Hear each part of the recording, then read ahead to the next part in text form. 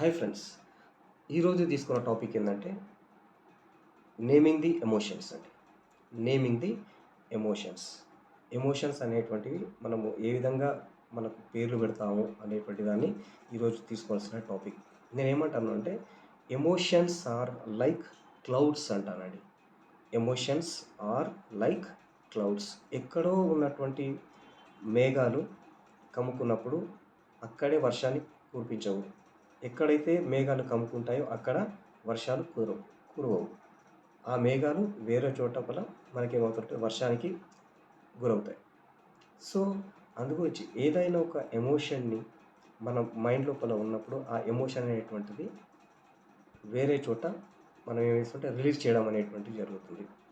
So మనకు ఒక emotional intelligence లోపల మెయిన్ టాపిక్ అది. How to control our emotions, how to manage hour emotions అనేటువంటిది ఈ ఎమోషన్స్లో ఈ ఎమోషన్ ఇంటెలిజెన్స్లో ఉన్నటువంటి ప్రధానంగా మనం ఇక్కడ చెప్పుకోవచ్చండి. సో చాలామంది యొక్క మానసిక శాస్త్రవేత్తలు డిఫరెంట్ టైప్స్ ఆఫ్ కేటగిరీస్గా మనము ఎమోషన్స్ని డివైడ్ చేయడం అనేటువంటి జరిగింది. దాదాపు మనకు 34,000 ఎమోషన్స్ అనేటువంటివి ఉన్నాయి. అందులో ప్రధానంగా మనకు 4 రకాలండి. అందులో ప్రైమరీ ఎమోషన్, తర్వాత సెకండరీ ఎమోషన్, తర్వాత టెర్షరీ ఎమోషన్, తర్వాత అదర్ ఎమోషన్స్ అండి.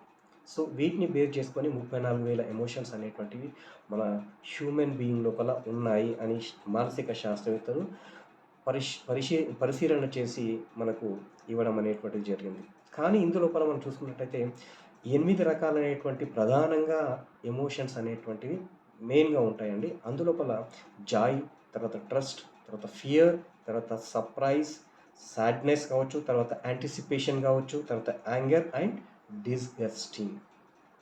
ఇందులో ఈ 8 రకాలైనటువంటి ఎమోషన్స్లో పాజిటివ్ ఎమోషన్స్, తర్వాత నెగిటివ్ ఎమోషన్స్. మళ్ళీ పాజిటివ్ ఎమోషన్స్ అంటే ఏంటిది అంటే మనకు జాయ్, తర్వాత హ్యాపీనెస్, ఓకే, తర్వాత సర్ప్రైజ్ ఇవి. తర్వాత నెగిటివ్ ఎమోషన్స్ ఫియర్ కానీ, యాంగ్జైటీ కానీ, యాంగర్ కానీ, ఇవన్నీ కూడా మనకు నెగిటివ్ ఎమోషన్స్గా మనం చెప్పుకుంటున్నాం.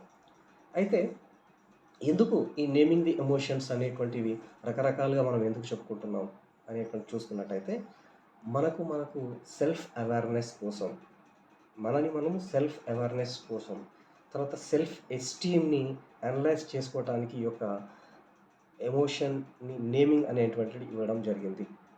సో తర్వాత మనకంటూ ఒక సెల్ఫ్ అంటే డైరెక్షన్ అనేటువంటిది కరెక్ట్గా వెళ్ళటానికి, ఒక డైరెక్షన్ నుంచి ఇంకో డైరెక్షన్ వెళ్ళటానికి ఈ యొక్క ఎమోషన్స్ అనేటువంటి ఏ ఎమోషన్లో ఉన్నాము, ఏ ఎమోషన్లో ఉండి ఏ డిసిషన్ తీసుకుంటున్నాము. ఫర్ ఎగ్జాంపుల్ మనం చూడండి, ఒక సాడ్నెస్, ఒక యాంగ్జైటీ, ఒక యాంగర్గా ఉన్నప్పుడు మనం ఒక డిసిషన్స్ అనేటువంటివి కరెక్ట్గా తీసుకోలేకపోతాం. కాబట్టి మనము మన ఎమోషన్స్ని మనం కంట్రోల్ ఏ విధంగా చేసుకోవాలి, ఏ విధంగా బెటర్ వేలో పోవడానికి అనేటువంటి యొక్క టెక్నిక్ అనేటువంటిది చాలా చాలా ఉపయోగపడుతుందండి. సో మొత్తానికి ఓవరాల్గా చెప్పుకున్నట్టయితే సెల్ఫ్ అవేర్నెస్ కోసం, తర్వాత analyse other emotions and other emotions అండి. ఇతరుల యొక్క ఎమోషన్స్ని మనం అనలైజ్ చేసుకోవడానికి ఈ యొక్క ఎమోషన్స్, నేమింగ్ ఆఫ్ ఎమోషన్స్ అనేటువంటి చాలా చాలా ఉపయోగపడతాయి. సో మరి ఏంటి వాటి యొక్క నేమింగ్ ది ఎమోషన్స్ అంటే అంటున్నాం కదా. సో 2016 లోపల డాక్టర్ రాబర్ట్ ప్లౌచిక్ అనేటువంటి శాస్త్రవేత్త మనకు ఒక డిఫరెంట్ కైండ్ ఆఫ్ ఒక ఎమోషనల్ వీల్ అనేటువంటిది ఇవ్వడం జరిగిందండి. సో అది ఎమోషనల్ వీల్ అంటే ఈ రకంగా ఉంటుందండి. సో మనకు మొత్తానికి ఇది ఒక ఐస్ క్రీమ్ కోన్ ఆకారం. ఇది ఒక మనం చూసినట్టయితే ఐస్ క్రీమ్ కోన్ ఆకారం లోపల ఉండడం అనేటువంటి జరుగుతుంది. దీంట్లో మిడిల్లో మనం చూసినట్టయితే ప్రైమరీ ఎమోషన్స్ అనేటువంటివి ఉన్నాయి. ఇంతవరకు మనం చెప్పుకున్నటువంటి ఈ యొక్క ప్రైమరీ ఎమోషన్స్. సో ఈయన చెప్పేదంటే ఏంటంటానంటే ఎప్పుడైనా కూడా ఒక ఎమోషన్ అనేటువంటిది హై ఇంటెన్సిటీ అంటున్నాడు. ఇక్కడ ఉన్నటువంటిది హై ఇంటెన్సిటీ ఇక్కడ ఉన్నటువంటి పైకి వెళ్ళే కొద్ది మనకి ఏమవుతుంటే ఇంటెన్సిటీ అనేటువంటిది తగ్గడం అనేటువంటిది జరుగుతుంది. ఇక్కడ ఉన్నటువంటి ఇంటెన్సిటీ ఎక్కువ, ఇక్కడ ఉన్నట్టు పైకి వెళ్ళే కొద్ది ఇంటెన్సిటీ చాలా తక్కువగా ఉండడం అనేటువంటిది జరుగుతుంది. సో ఆయన ఏం చెప్తున్నాడంటే వాడేటువంటి పదాలని జాగ్రత్తగా వాడాలి అంటని చెప్పారు. ది బెస్ట్ ఎగ్జాంపుల్ నేను ఏమంటున్నానంటే, ఫర్ ఎగ్జాంపుల్ నేను చాలా యాంగ్రీగా ఉన్నాను అనేటువంటిది ఒక పదం. నేను చాలా యాంగ్రీగా ఉన్నాను అనేటువంటిది ఒక పదం. ఇది మనం ఎట్లా ఉంటుందంటే హై ఇంటెన్సిటీ మోడ్ సిచ్యువేషన్ మనం ఆలోచించినట్టే హై ఇంటెన్సిటీ ఉంటుంది. దీనికి మనం ఏం చెప్తున్నాం అంటారంటే దానికి బదులు మనం ఏం చెప్పొచ్చు అంటే నాకు మిడిల్ ఆఫ్ ది ఒక ఎమోషన్ ఏంటంటే ఇరిటేట్ చేయకు. నాకు కోపంగా కోపం చేయకు అనేటువంటిది ఒక పదం. కానీ నాకు ఇరిటేట్గా చేయడం రెండు కూడా సేమ్. కానీ యాంగర్ అనేటువంటి పదం ఇక్కడ ఏమవుతుందంటే హై ఇంటెన్సిటీ ఉంటుంది. ఇరిటేట్ చేయడం కంటే జస్ట్ లో ఫ్రీక్వెన్సీ అనమాట, తక్కువ ఇంటెన్సిటీ ఉంటుంది. కాబట్టి ఎప్పుడైనా కూడా మనం వాడేటువంటి పదాలని లో ఇంటెన్సిటీ అనేటువంటి పదాలను వాడాలి అని చెప్తాడు. రెండోది ఏంటంటే సాడ్ అంటాడు. చాలా సాడ్ అంటాడు. నాకు ఒక మాట అన్నావు, నువ్వు నన్ను తిట్టావు, నేను చాలా బాధపడ్డాను అంటారప్పుడు. కానీ అట్లా కాకుండా ఏమంటాడంటే నేను చాలా సాడ్గా ఉన్నాను, నువ్వు ఆ మాట అనాల్సింది కాదు, కొంచెం సాడ్లో ఈ యొక్క లో ఇంటెన్సిటీ పదాలు అనేటువంటిది వాడాలి అంటని చెప్తారు. తర్వాత ఐ యామ్ యాంగ్రీ అనొద్దండి. అనొద్దు. ఐ ఫీల్ అనేటువంటిది ఒక యాంగ్రీ అనేటువంటిది. I feel sad.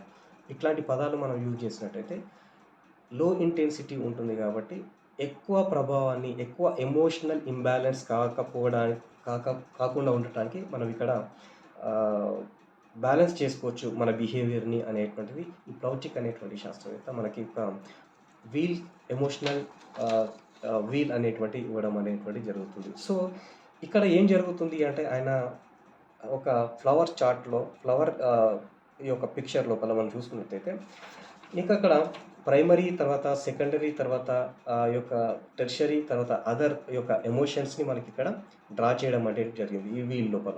So first of all ఇక్కడ ఏం చేస్తున్నానంటే ఈ ఎల్లో కలర్లో ఉన్నటువంటి నేను ప్రైమరీ ఎమోషన్స్ జాయ్ అంటున్నాను.